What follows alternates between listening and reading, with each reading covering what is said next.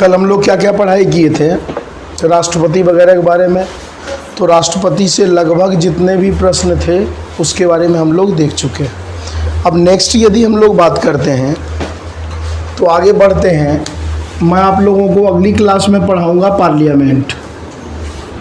Parliament की यदि special बात करें तो संसद, क्योंकि आप लोगों को पता है नया संसद बनकर तैयार हो गया। कब बना, किस कंपनी के द्वारा बना गया, क्या टेक्नोलॉजी है, हर एक चीज़ के बारे में बात करेंगे। लेकिन पिछली क्लास में हम बातें किए थे जो अपना पार्लियामेंट है वह पार्लियामेंट का जो निर्माण हुआ है वो 3 से मिलकर हुआ है। ठीक है, एक को हम लोग प्रेसिडेंट राष्ट्रपति के नाम से जानते हैं। इसके लिए आर्टिकल था आर्टिकल 52, यही कहता है भारत का एक राष्ट्रपति होगा। दूसरे की यदि हम लोग बात करें तो दूसरा जो आर्टिकल है वह है 80 बात करता है कि अपर हाउस का निर्माण कैसे हुआ है, या राज्यसभा का निर्माण कैसे हुआ है, या उच्च सदन का निर्माण कैसे हुआ है। तीनों वर्ड आप लोग जरूर याद रखिएगा। उसके बाद हम बात करते हैं 81 की, तो 81 में है लोअर हाउस। फिलहाल हम लोग देखने वाले हैं ये वाला सेक्शन तो हम लोग देख चुके हैं। अब ये सेक्शन देखेंगे, कुछ क्वेश्चन आएंगे इसके भी इसमें, तो जो भी आएंगे जब पूरा पार्लियामेंट हमारा ख़त्म हो जाएगा तो एक भी सवाल नहीं बचेंगे जो आपके एग्ज़ाम में मुख्य रूप से पूछे जाते हैं, सभी क्वेश्चन क्लियर हो जाएंगे। अब यहाँ यदि बात करें तो यह भी हम लोग देख लें कि जो पार्लियामेंट है, भारत का जो संसद है वह भारतीय संविधान के किस आर्टिकल में है, तो 79 में। ठीक है, 79 पार्लियामेंट, 52 राष्ट्रपति, 79 के बाद क्या होता है 80 अपर हाउस राज्यसभा और 81 लोअर हाउस। ठीक है, हम लोग जो भी देखेंगे तो वह देखेंगे आर्टिकल 80 के बारे में चर्चा करेंगे। अब सवाल यह बनता है, सबसे पहला सवाल यही है कि भाई आर्टिकल 80 में है क्या। तो आर्टिकल 80 की यदि हम लोग 80 की यदि हम लोग बात करते हैं तो आर्टिकल 80 में अपर हाउस, कई बार अपर हाउस नहीं यदि बात करें तो इसे हम लोग क्या कह देते हैं नॉर्मल भाषा में राज्यसभा। ठीक है, और उसके बाद यदि बात करें तो इसे हम लोग उच्च सदन भी कहते हैं। एग्जाम में यह प्रश्न यहाँ से पूछा गया है कि क्या भारतीय संविधान में राज्यसभा की चर्चा की गई है। तो भारतीय संविधान में कहीं पर भी राज्यसभा की चर्चा नहीं की गई है, या माइंड में सेट कर लीजिएगा।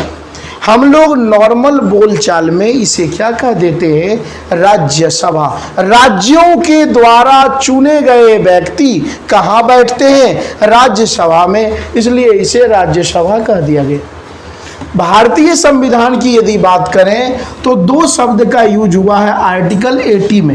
एक को बोलते हैं हम लोग अपर हाउस इंग्लिश में, और हिंदी में इसे क्या कह देते हैं, उच्च सदन।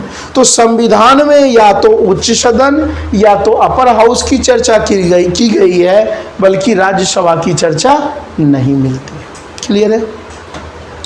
अब सवाल आपके मन में आया होगा कि भाई इसका नाम उच्च सदन क्यों है ना। ऐसा माइंड में मत रखना कि इसका सीट ऊंचा होगा। उच्च सदन का मतलब यह होता है कि कुछ पावर को यदि छोड़ दें। पिछले क्लास में हम लोग कल के ही क्लास में पढ़े थे मनी बिल, शायद आप लोग को याद होगा। मनी बिल भारतीय संविधान के किस आर्टिकल में है भाई, 110 में। मनी बिल पर पूर्ण अधिकार अपर हाउस का था या लोअर हाउस का, लोअर हाउस का। और अपर हाउस को कितने टाइम दिया गया भाई, मात्र 14 डेज दिया गया, फिर वापस आ जाएगा। चेंज कर सकता है या नहीं करेगा, या डिपेंडेंट निर्भर किसके ऊपर होगा, तो लोअर हाउस के ऊपर। तो कुछ पावर है लोकसभा के पास, लेकिन मैक्सिमम पावर राज्यसभा के पास है, इसलिए इसे क्या कहा जाता है, उच्च सदन कहा जाता है। ठीक है, अब सवाल है इस उच्च सदन भाई और क्या रीजन है।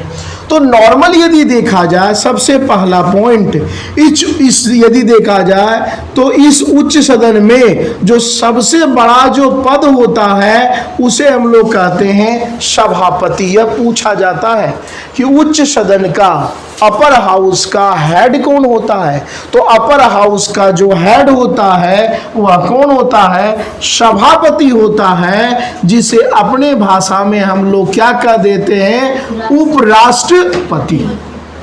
तो यदि आपके एग्जाम में सभापति आए या उपराष्ट्रपति आए, बात बराबर। एक क्वेश्चन और आपके एग्जाम में पूछा जाता है कि उपराष्ट्रपति की चर्चा, या यूं पूछा जाएगा कि राज्यसभा के सदस्य कौन होते हैं। तो सदस्य तो बहुत सारे होंगे, लेकिन राज्यसभा के अध्यक्ष कौन होते हैं, तो उपराष्ट्रपति होते हैं।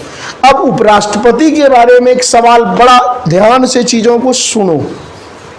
यदि आप लिखेंगे कम, सुनेंगे ज़्यादा, तो मुझे लगता है फ़ायदा ज़्यादा होने वाला है। बाद में भी लिखने का अपना लिख लेना, नहीं तो लग रहा है कि मैं लिख पाऊँ और समझ पाऊँ, तो दोनों आप कीजिए। एक सवाल पिछली बार भी आपके सभी एग्जाम में पूछा गया है, उपराष्ट्रपति किस नाम से शपथ लेता है। तो उपराष्ट्रपति के नाम से शपथ नहीं लेता है, बल्कि किस नाम से शपथ लेता है, सभापति के नाम से। वह जब शपथ लेता है, ठीक है, कहाँ, राज्यसभा के हेड हैं ये, जब वो शपथ लेते हैं तो वो कहते हैं मैं शपथ ले रहा हूं राज्यसभा के पदेन सभापति के रूप में। या तो डायरेक्ट बोलेगा, ये नहीं बोलेगा कि मैं देश को चलाने के लिए या राज्यसभा को चलाने के लिए उपराष्ट्रपति का शपथ लेता हूं, नहीं। वो शपथ जब लेंगे, वो मुख्य रूप से जो शपथ लेंगे किस नाम से लेंगे, सभापति। क्लियर यहां तक। अब भाई शपथ तो लेगा, मुख्य रूप से भारतीय संविधान की यदि बात करें तो हमें यहां फिलहाल 2 आर्टिकल पे ध्यान देना है, आर्टिकल 63 और आर्टिकल 66। आर्टिकल 63 कहता है कि देश का एक उपराष्ट्रपति होगा या राज्यसभा का एक सभापति होगा, और सभापति इक्वल टू क्या होता है, उपराष्ट्रपति। या भारतीय संविधान के किस आर्टिकल में कहा गया है, तो आर्टिकल 63 में यह बातें कहा गया है।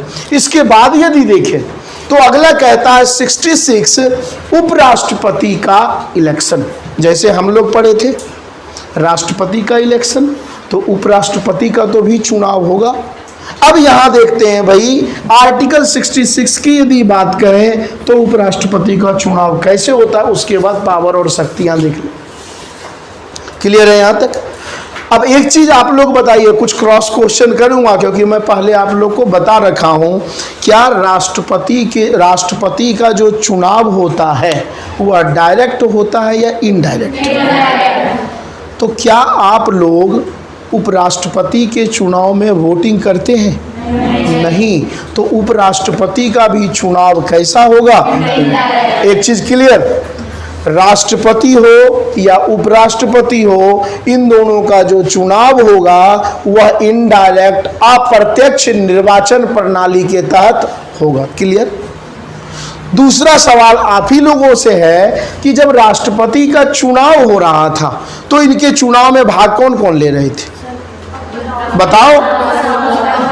अपर हाउस, लोअर हाउस, राज्य के विधानसभा, दिल्ली और पुडुचेरी के विधानसभा के कुल प्रेजेंट इलेक्टेड। लेकिन उपराष्ट्रपति के चुनाव में ऐसा प्रावधान नहीं है। उपराष्ट्रपति के चुनाव में आर्टिकल 66 की मैं बात कर रहा हूं। उपराष्ट्रपति के चुनाव में सिर्फ और सिर्फ दोनों हाउस ही भाग ले सकते हैं, चाहे वह लोअर हाउस हो या अपर हाउस। अब लोअर हाउस और अपर हाउस राष्ट्रपति के चुनाव में जो भाग ले रहे थे, सिर्फ और सिर्फ क्या था, इलेक्टेड मेंबर, और वो भी जो प्रेजेंट है, निर्वाचित सदस्य। लेकिन उपराष्ट्रपति के चुनाव में कोई मैटर नहीं करता है। इसमें चाहे इलेक्टेड हो या नॉन इलेक्टेड हो, सभी मेंबर क्या करेंगे? वोटिंग करेंगे। लेकिन जिस दिन वोट पड़ेगा उन्हें प्रेजेंट रहना पड़ेगा। क्लियर हो गया? राष्ट्रपति के चुनाव में इस दोनों हाउस के उपस्थित सिर्फ और सिर्फ इलेक्टेड मेंबर ही भाग ले सकते थे, लेकिन उपराष्ट्रपति के चुनाव में टोटल मेंबर लेंगे, चाहे वह इलेक्टेड हो या नॉमिनेटेड हो, चाहे वह निर्वाचित हो या मनोनीत हो। लेकिन मान लीजिए आज वोट पड़ने वाला है, जब वोट पड़ेगा तो अनिर्वाचित और निर्वाचित यदि उपस्थित हैं तो दोनों क्या करेंगे? वोटिंग करेंगे। क्लियर यहां तक? जिस प्रकार राष्ट्रपति बनने के लिए मिनिमम कितना % वोट चाहिए था? 51%। उसी प्रकार इनके लिए भी क्या है? अनिवार्य है कि 51% वोट आना ही चाहिए। कंडीशन सेम है। देखो, यदि आप पार्लियामेंट अच्छे तरीके से पढ़ लिए, स्टेट गवर्नमेंट अपने आप क्लियर हो जाएगा, पता भी नहीं चलेगा। इसलिए इसे समझो। 51% वोट चाहिए किसको बनने के लिए? राष्ट्रपति बनने के लिए। और उपराष्ट्रपति बनने के लिए भी कितना % वोट चाहिए? मैं आपको यह भी बताया हूं कि राष्ट्रपति का चुनाव हुआ, वोट बराबर हो गया तो कौन देगा 1 वोट? यहां भी सेम कंडीशन। क्लियर? वोट यदि बराबर हो जाता है तो वोटिंग कौन करेगा? लोअर हाउस के स्पीकर। जिसको वोट दे देंगे वह अगला क्या बन जाएगा? उपराष्ट्रपति। क्लियर है यहां तक? अब सवाल है भाई, इतना तो सब कुछ ये हो गया और इलेक्शन कराने का काम इलेक्शन कमीशन करेंगे, और इलेक्शन कमीशन प्रेजेंट टाइम में कौन है भाई? तो प्रेजेंट टाइम में राजीव कुमार है। अब सवाल यह है कि क्या उपराष्ट्रपति, जैसे मैं यदि आपको बात करूं भाई, तो लोकसभा के स्पीकर अभी कौन है? आराम से सुनते जाओ और समझते जाओ। तो क्या ओम बिरला लोअर हाउस के मेंबर हैं? तो यस। लोकसभा के जो स्पीकर हैं वह लोकसभा के सदस्य भी होते हैं। लेकिन यह सवाल आपके एग्जाम में 110% पूछा जाता है। उपराष्ट्रपति राज्यसभा का सदस्य होता है, तो यदि लोकसभा के अकॉर्डिंग देखें तब क्या होगा? यस। लेकिन माइंड में सेट कर लीजिएगा आप लोग, उपराष्ट्रपति या सभापति, बात तो एक ही हो गया, वह राज्यसभा का सदस्य नहीं हो सकता। क्लियर है यहां तक? तो उपराष्ट्रपति की यदि हम लोग बात करें, उपराष्ट्रपति, कुछ क्वेश्चन जो डायरेक्ट आपके एग्जाम में पूछे जाएंगे। उपराष्ट्रपति राज्यसभा का अध्यक्ष तो होता है, क्लियर, पदेन अध्यक्ष होता है या सभापति होता है, लेकिन राज्यसभा का सदस्य नहीं होता है। सपोज दैट एक एग्जांपल लेते हैं, जैसे मान लीजिए कोई मेंबर है, राज्यसभा का है, और भाई लोग बागों को पसंद आ गया कि अगला उपराष्ट्रपति इन्हें बनाएं। अब सदस्य राज्यसभा का वो है भी, तो सबसे पहले वो क्या करेंगे? सदस्यता से क्या करेंगे? रिजाइन मारेंगे, और तब फिर उनका इलेक्शन होगा। तो किसी भी कंडीशन में उपराष्ट्रपति अपने हाउस का सदस्य नहीं होता है। क्लियर यहां तक? अब यदि हम लोग बात करें तो पहले कुछ उपराष्ट्रपति देख लेते हैं जिसके बारे में डायरेक्ट सवाल आता है आपके एग्जाम में। तो सबसे पहला सवाल तो यही है, फैक्चुअल है, कि देश के पहले उपराष्ट्रपति कौन थे? तो देश के पहले उपराष्ट्रपति कौन थे बताइए आप लोग? सर्वपल्ली राधाकृष्णन, और यही देश के दूसरे राष्ट्रपति भी बने। क्लियर? एक जो देश के पहले राष्ट्रपति थे वही देश के दूसरे, जो देश के पहले उपराष्ट्रपति थे वही देश के दूसरे क्या बने? राष्ट्रपति। क्लियर यहां तक? इसके बाद यदि हम लोग बात करें तो प्रेजेंट टाइम की यदि हम उपराष्ट्रपति की बात करें तो प्रेजेंट टाइम के उपराष्ट्रपति कौन है? जगदीप धनखड़। ध्यान रखिएगा, प्रेजेंट टाइम के जो उपराष्ट्रपति हैं जगदीप धनखड़ हैं, और यदि इनकी हम बात करते हैं तो यह मुख्य रूप से कितने नंबर के उपराष्ट्रपति है बताओ? 13, 14, 15, 16, कितने नंबर के हैं? तो प्रेजेंट टाइम के जो उपराष्ट्रपति हैं, ठीक है, वह कितने नंबर के हैं? तो 14वें नंबर के उपराष्ट्रपति हैं। कार्यकाल सभी को पता है, जनरल केस में सभी का कार्यकाल कितने वर्षों का होता है? 5 वर्षों का होता है। आपके एग्जाम में यह भी तो सवाल पूछा जा सकता है कि भाई जगदीप धनखड़ से पहले देश के उपराष्ट्रपति कौन थे? क्योंकि बड़े अच्छे अच्छे डिसीजन लिए गए हैं, ये तो राजस्थान से संबंधित हैं, लेकिन आप बता सकते हैं 13वें नंबर के जो उपराष्ट्रपति थे वो कौन थे? वेंकैया नायडू। ठीक है, अब ये वेंकैया नायडू जी मूल रूप से किस राज्य के रहने वाले थे? तो आंध्र प्रदेश से ये संबंधित रखते थे। कुछ ऐसे भी सवाल दे देंगे आपके एग्जाम में कि भाई यह बताओ कार्यवाहक राष्ट्रपति अभी तक कितने लोग बने, या यूं सवाल देगा कि कितने ऐसे उपराष्ट्रपति थे जो कार्यवाहक बने। कार्यवाहक का मतलब समझते हैं, किसी कारण से राष्ट्रपति का पद यदि खाली हो जाए, तबीयत खराब हो गया, किसी राष्ट्रपति की मृत्यु हो गई, काम करने से असमर्थ है, तो इस केस में यदि देखा जाए तो मुख्य रूप से 3 ऐसे उपराष्ट्रपति हैं। ध्यान रखिएगा, एक सीजीआई है, 3 ऐसे उपराष्ट्रपति हैं जो कार्यवाहक राष्ट्रपति बने हैं। कार्यवाहक क्लियर है? अरे मैं संचालन कर रहा हूं अपने एकेडमी का, अब मेरे एब्सेंट में कोई चालू मतलब किन्हीं को हम पदभार दे दे कि हाँ भाई तुम जो है ना 2 दिन 4 दिन 10 दिन संभालना, यही हो गया कार्यवाहक। तो देश में यदि मैं पूछूं कि कार्यवाहक राष्ट्रपति के रूप में अभी यदि देखा जाए तो कितने उपराष्ट्रपति बने हैं? तो उपराष्ट्रपति टोटल कितने बने हैं? 3। लेकिन टोटल कार्यवाहक राष्ट्रपति की बात करें तो टोटल क्या हो जाएगा? 1 इसमें और जुड़ जाएगा, और वह एक कौन है? यह पूछा जाता है सवाल। देश के एकमात्र CGI, chief justice of India, supreme court के मुख्य न्यायाधीश कौन थे? हिदायतुल्ला एक ऐसे सीजीआई हैं जो कार्यवाहक किसका पद संभाले हैं? तो कार्यवाहक राष्ट्रपति का पद संभाले। क्लियर हो गया यहां तक? अब दूसरा सवाल यह है कि 3 उपराष्ट्रपति कौन कौन हैं जिन्होंने कार्यवाहक संभाला? तो पहले नंबर बताना है तो बता सकते हो।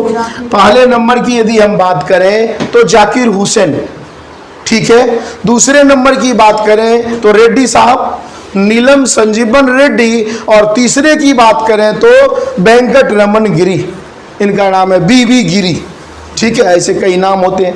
तो 3 ऐसे उपराष्ट्रपति हैं जो राष्ट्रपति बने हैं। किस रूप में बने हैं? कार्यवाहक। एक जाकिर हुसैन, दूसरा नीलम संजीवन रेड्डी, और तीसरा कौन थे? बीवी गिरी। लेकिन टोटल कितने बने हैं? 4, जिसमें से एक शामिल है जिनका नाम क्या है? हिदायतुल्ला। क्लियर यहां तक? अब देखो एक कंडीशन आया है, जब ये बीबी गिरी की यदि हम बात करें तो बेचारे बीबी गिरी क्या हो गए? राष्ट्रपति बन गए, कार्यवाहक राष्ट्रपति। लेकिन अब कार्यवाहक राष्ट्रपति के बारे में समझो, उसी में बीबी गिरी समझा दूंगा। कार्यवाहक राष्ट्रपति, सबसे पहला सवाल है, मान लीजिए कोई राष्ट्रपति है, किसी राष्ट्रपति का कार्यकाल, बेचारे तबीयत खराब हो गया, 4 साल हो गया। जनरली किसी भी राष्ट्रपति का कार्यकाल कितने वर्षों का होता है? 5 वर्षों का।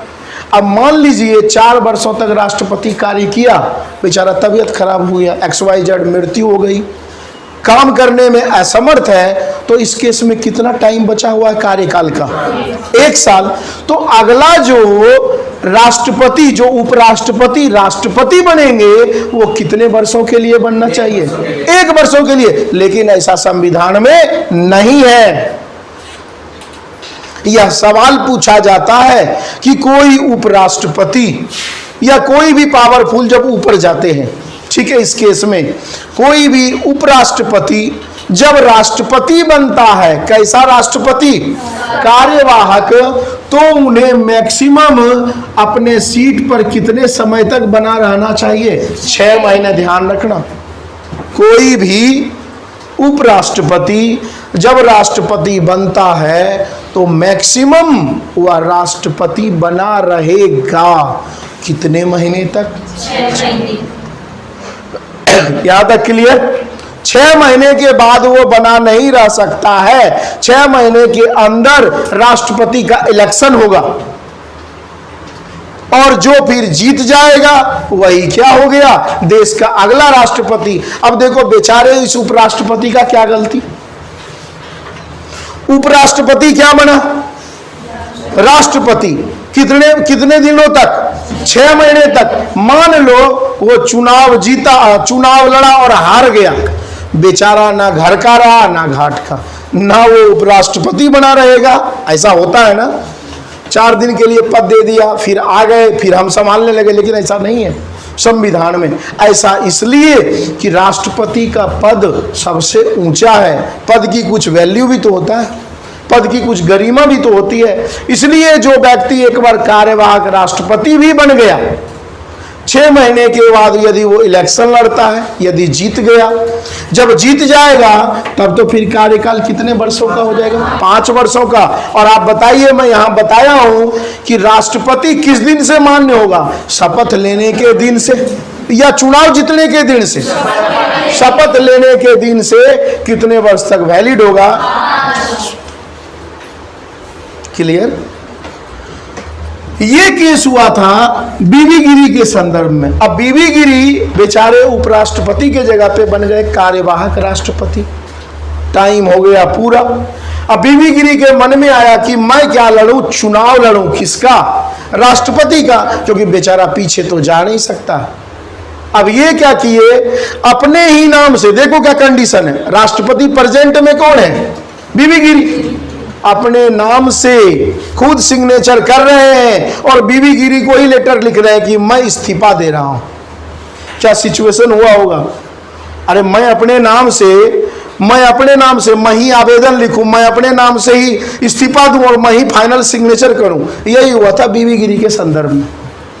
बीबी गिरी के माइंड में आया ये तो भाई कोई वैल्यू है ही नहीं, उपराष्ट्रपति जो थे वो अभी हाथ से गया, 6 महीने के बाद राष्ट्रपति भी गया।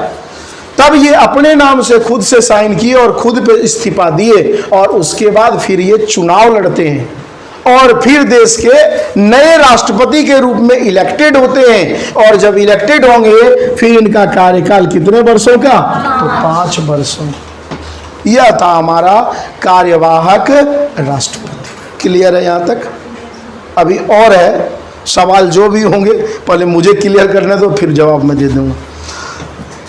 एक एग्जाम में सवाल पूछा जाता है और कि जब कोई उपराष्ट्रपति, ध्यान इधर भी देना, जब कोई उपराष्ट्रपति राष्ट्रपति बनता है, कार्यवाहक राष्ट्रपति बनता है, तो क्या कितने महीने के लिए बना भाई, क्या यह पूर्व राष्ट्रपति के तरह सभी प्रकार के चीजों का यूज करेगा, तो यस, माइंड में सेट कर लेना, यहां बच्चा फंस जाता है। अरे भाई उपराष्ट्रपति क्या बन गया, चाहे राष्ट्रपति तो बन गया ना, तो जो सैलरी, जो ऐशो आराम, जो सुविधा, जो कानून पूर्व राष्ट्रपति पास करता था, मतलब जो सुविधाएं उनके पास था वही सुविधाएं इनके पास भी क्या रहेगा, बना रहेगा। क्लियर। यह था उपराष्ट्रपति का रिलेशन राष्ट्रपति के साथ। एक एग्जाम्पल और, मान लीजिए राष्ट्रपति काम करने में असमर्थ है, तो भाई राष्ट्रपति जब काम नहीं करेगा तो कौन आएगा,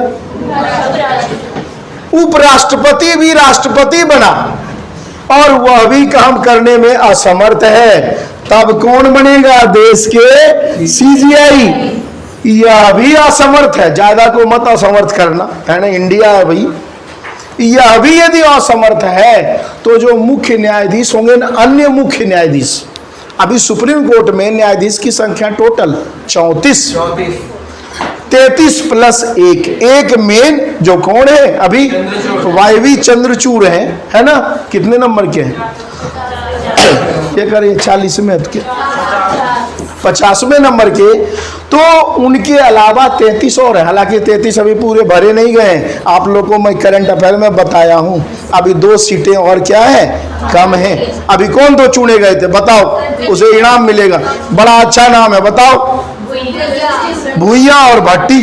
हमें तो याद करने से मतलब है, और दोनों का एक कहाँ के रहने वाले हैं और दूसरा पढ़ते हो भाई।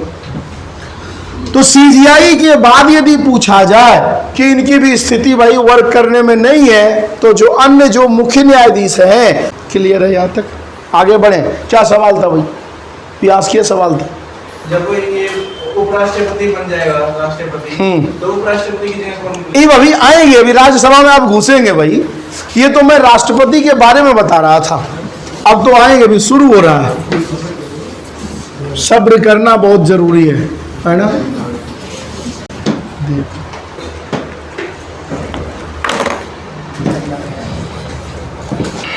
नहीं पढ़ोगे तो नाश है जिंदगी का।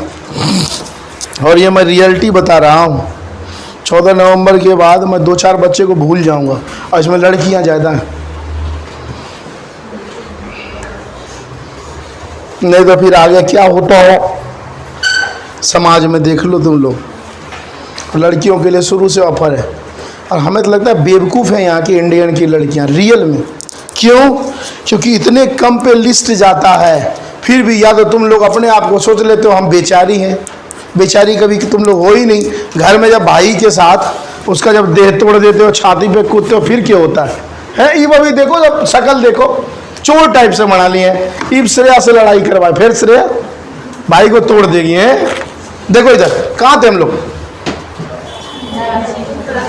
तो उपराष्ट्रपति वाला जो कार्यवाहक राष्ट्रपति था वो क्लियर हो गया। देखो हम लोग अपर हाउस में हैं, अब यहाँ पे सवाल है कि भाई कोई व्यक्ति क्या है, उपराष्ट्रपति, कोई व्यक्ति क्या प्रेजेंट टाइम का, ले लो जगदीप धनखड़ जी, ठीक है। अब ये बन गए कार्यवाहक राष्ट्रपति।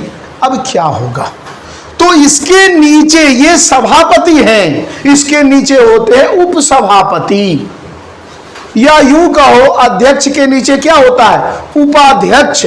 और वह जो उपाध्यक्ष होता है वह राज्यसभा का सदस्य होता है। देखो बड़ा लॉजिकल चीज है, सभापति राज्यसभा का सदस्य नहीं होता है, लेकिन उपसभापति राज्यसभा का क्या होता है, सदस्य होता है। अब उपराष्ट्रपति बन गए राष्ट्रपति, तो उपराष्ट्रपति का पद क्या हो गया भाई, खाली हो गया। इस केस में क्या होगा, इस केस में जो उपसभापति है उनको पहले सदस्यता उनकी क्या होगी, समाप्त। क्यों? क्योंकि वही व्यक्ति उपराष्ट्रपति बन सकता है जो राज्यसभा का सदस्य नहीं हो। तो फटाक से जो है उपसभापति को क्या बना दिया जाएगा, देश का अगला सभापति। लेकिन उनका भी कार्यकाल, जिनको बनाया जाएगा कार्यवाहक, चाहे प्रधानमंत्री हो, चाहे मंत्री हो, चाहे गांव का मुखिया ही क्यों ना हो। इंडिया में ध्यान रखिएगा, पॉलिटिकल पार्टी राजनीतिक में कोई भी पद बिना यदि चुने हुए मिल रहे हैं और कार्यवाहक मिल रहे हैं, चाहे वह सीएम हो, चाहे वह प्रधान हो गांव का, चाहे वह प्रधानमंत्री हो, चाहे राष्ट्रपति हो, चाहे उपराष्ट्रपति हो, चाहे कोई भी हो, तो सभी का कार्यकाल इस कंडीशन में मात्र और मात्र कितने महीने का रहेगा, 6 महीने का। और 6 महीने के बाद जो प्रक्रिया मैं बताया था राष्ट्रपति के साथ, वही प्रक्रिया क्या हो जाएगा, यहाँ पे उपराष्ट्रपति के साथ हो जाएगा। क्लियर अब हो गया रे? अब आगे बढ़ते हैं। अब देखो, ये तो हो गया भाई उपराष्ट्रपति क्या करेगा नहीं करेगा। अब सवाल है, फिर से वही सवाल, इसे अपर हाउस क्यों कहते हैं? अपर हाउस का एक कंडीशन मैं बता दिया हूं कि राष्ट्रपति के बाद दूसरा जो उच्च पदाधिकारी होता है वह उपराष्ट्रपति होता है। तो उपराष्ट्रपति किस हाउस में बैठता है? राज्यसभा में, इसलिए इसे उच्च सदन कहते हैं। कंडीशन 1। कंडीशन नंबर 2 की हम लोग यदि बात करते हैं तो जनरल केस में आप बताइए, जो प्रधानमंत्री लोकसभा में जो व्यक्ति चुने जाते हैं उनका एज कितना होना चाहिए? 25 वर्ष। लेकिन हम बात कर रहे हैं अपर हाउस की, तो अपर हाउस में व्यक्ति की जो एज जो व्यक्ति का होगा वह कितना होगा? 30 वर्ष। तो इस कारण से भी अपर हो गया। लोअर हाउस में 25, अपर हाउस में 30। अब एक चीज आप बताइए, राष्ट्रपति बनने के लिए कितना एज चाहिए था? तो सिंपल सी बात है, विशेष परिस्थितियों में उपराष्ट्रपति क्या बन रहा है? कार्यवाहक राष्ट्रपति। तो फटाक से यह भी जवाब आ जाना चाहिए कि उपराष्ट्रपति बनने के लिए कितना एज चाहिए? 35। मान लो 30 में बन गए, चीज को समझो।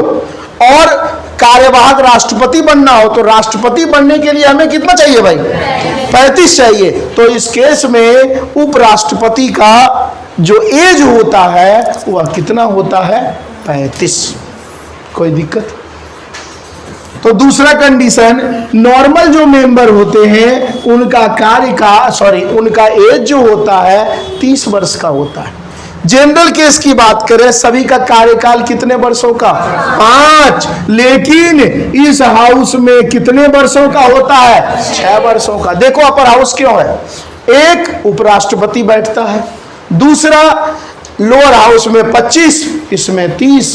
इसमें अपर हाउस के जो हेड जो है उनका 35 एज उपराष्ट्रपति का।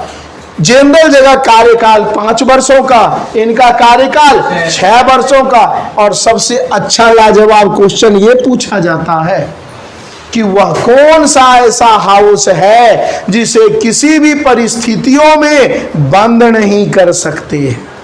ध्यान रखिएगा, अपर हाउस को, जब से अपर हाउस शुरू हुआ है चलना, एक होमवर्क फिर आ गया।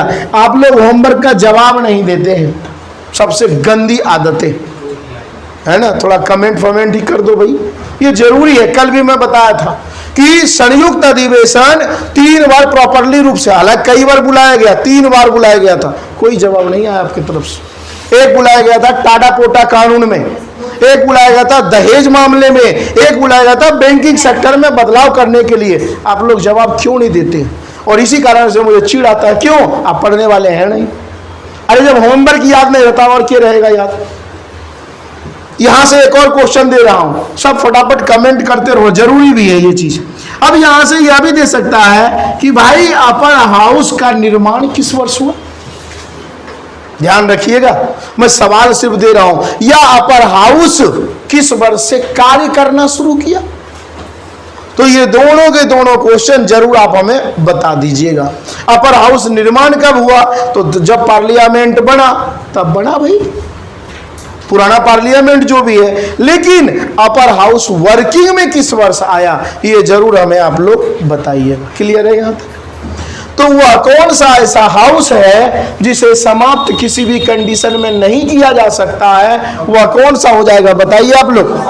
Upper house. Condition clear? देखो यहां से थोड़ा समझना होगा, बड़ा इंपॉर्टेंट क्वेश्चन है कि भाई क्या 6 वर्ष का कार्यकाल होता है और अपर हाउस कभी बंद नहीं होता है और इसका इलेक्शन भी नहीं होता है? ये जो मेंबर है ना, ये नॉन इलेक्टेड है, इलेक्शन इनका नहीं होता है, ये राज्यों से चुन लिए जाते हैं। अब ध्यान से चीज को समझना, 5 से 7 मिनट लगेगा, एक बार में समझ जाएंगे तो समझ में आ जाएगा बड़े इजीली। देखो ये व्यक्ति आते कहां से हैं। अब यदि हम बात करते हैं तो सबसे पहला सवाल यही है कि प्रेजेंट टाइम में अपर हाउस में मेंबर की संख्या कितनी है? तो अपर हाउस में मेंबर की संख्या 250 है। इसमें 2 कैटेगरी में बांट दीजिए इसे। 238 मेंबर यूटी से, केंद्र शासित प्रदेश से और राज्यों से चुने जाते हैं। कितने मेंबर? 238 मेंबर राज्य और केंद्र शासित प्रदेश से चुने जाते हैं। बचा कितने भाई? तो पहला सवाल तो यही पूछा जाता है यहां से कि भाई कितने व्यक्ति को राष्ट्रपति क्या करते हैं? मनोनीत करते हैं। तो अपर हाउस में 12 सदस्यों को राष्ट्रपति क्या करते हैं? मनोनीत करते हैं, नॉमिनेटेड करते हैं। क्लियर? अब यह भी सवाल आता है कई बार, क्या अपने मन से राष्ट्रपति चुन लेगा या कौन होगा ये 12? तो ये 12 जो है ना, सभी क्षेत्र से होते हैं। जैसे कोई सामाजिक कार्यकर्ता, कोई खेल से, जैसे पीछे की यदि बात करें, सचिन तेंदुलकर को बनाया गया था राज्यसभा का मेंबर, खेल से ले लिए, कोई फिल्म स्टार ले लिए, कोई साइंस एंड टेक से ले लिए, मतलब कोई जनजातीय से ले लिए। जो राष्ट्रपति को लगता है कि यह एरिया क्या है, अधूरा है, तो उससे 12 मेंबर को क्या करते हैं? वो नॉमिनेटेड कर लेते हैं, और दोनों का कार्यकाल कितने वर्षों का होगा? 6 वर्ष। क्लियर? अब भाई 6 वर्षों के बाद कैसे हटेगा? तो देखो, अब अपर हाउस में क्या कंडीशन किया गया है, इसे समझो। अपर हाउस में ऐसा नियम बनाया गया है कि प्रत्येक 2 वर्षों में, ध्यान रखिएगा, यह क्वेश्चन आपके एग्जाम में आ रखा है, कितने वर्षों में? प्रत्येक 2 वर्षों में इस तरह से प्रक्रिया शुरू से ही बनाई गई है कि प्रत्येक 2 वर्षों में टोटल सीटों का, टोटल सीट 250, टोटल सीटों का 1/3 मेंबर का कार्यकाल कितना वर्ष हो जाता है? 6 वर्ष। बड़ा ही लॉजिकल बात है। टोटल सीटों का 1/3, इसको 3 भाग में कर दो भाई। 250 को हम अप्रॉक्स 3 भागों में कट करेंगे, कितने आएगा बताइए भाई? यहां कितना आया? 1 0 3, लगभग अप्रॉक्स यही 83 84। प्रत्येक 2 वर्षों में, अब 83.5 थोड़ा करेगा। अब एक सांसद छोटा सा थोड़ा चुन लेगा भाई, या गर्दन काट के हटा देगा, आ जा भाई तुम्हारा धड़ है या बीच से, है ना? 83.5 84, अप्रॉक्स 83 84 मेंबर प्रत्येक 2 वर्षों में क्या हो रहे हैं? बाहर हो रहे हैं, और उनका कार्यकाल कितना वर्ष पूरा हो रहा है? 6 वर्ष। ऐसा प्रक्रिया पार्लियामेंट में बनाया गया है। जैसे मान लीजिए, एक एग्जाम्पल ऐसे समझिए, मान लीजिए 2000, यदि हम बात करें तो 2022 की बात करते हैं। मान लीजिए 2022 में, एक एग्जाम्पल, कितने वर्ष बाहर, कितने लोग बाहर आ गए? 84। और तो इसी वर्ष क्या होंगे? 84 अंदर जाएंगे, तो अगले का कार्यकाल कब पूरा होगा? 28 में। और जो 24 में बनेंगे उसका कब होगा? 24 और 36। तो शुरू से ऐसी प्रक्रिया स्टार्टिंग में बना दी गई कि इतने मेंबर 2 वर्षों में टाइम पूरा ही हो जाता है। और यह क्वेश्चन सीधा पूछा जाता है कि कितने वर्षों में 1/3 या कब? तो 2 वर्षों में अपर हाउस से 1/3 मेंबर का टाइम पीरियड कितना होता है? पूरा हो जाता है, इसलिए उसको बाहर किया जाता है। अच्छा एक चीज बताओ, क्या जो बाहर हो गया, 6 वर्ष पूरा हो गया, क्या वो दोबारा बन सकता है? यस, बन सकता है। भारत इकलौता ऐसा देश है जितना बार जो बनना है बनते रहा। यही तो इंडिया की सबसे बड़ी दुर्गति है। अमेरिका जाओगे, लगातार 2 ही बार राष्ट्रपति बन सकते हो, लेकिन इंडिया में अरे बोल भी नहीं पा रहे हो, लोग बाग, जनता जो है ना पसंद कर रहा है, बनते रहा भाई। तो अभी तो तुम देखना, यंग लोग यहाँ जल्दी आ नहीं पाते हैं। जितने बार आपको बनना है, जितने बार, जबरदस्ती नहीं, जनता जनार्दन कहा जाता है। एक बार गया, दोबारा फिर चुन लिया गया, फिर बन गया वो। अब सवाल यह है कि अपर हाउस में ये जो मेंबर, क्लियर है, अपर हाउस में मेंबर कहां से आएंगे? अब देखिए ध्यान से, मैं आपको अभी क्या बताया, टोटल मेंबर 250 में से 238 मेंबर। ध्यान से चीजों को एक पॉइंट समझना, सबसे ज्यादा आबादी वाला स्टेट यूपी। यूपी में फिलहाल यदि देखा जाए तो 2 ही पार्टी पावरफुल। एक पार्टी की यदि बात करें तो बीजेपी पार्टी, और दूसरा मुलायम सिंह यादव पार्टी, सपा। यहां पे कोई मतलब नहीं है कितना बंदा जीता कितना हारा। अब उत्तर प्रदेश से, अब जब ज्यादा आबादी वाला राज्य उत्तर प्रदेश है तो अपर हाउस में भी सबसे ज्यादा मेंबर कहां से चुने जाएंगे?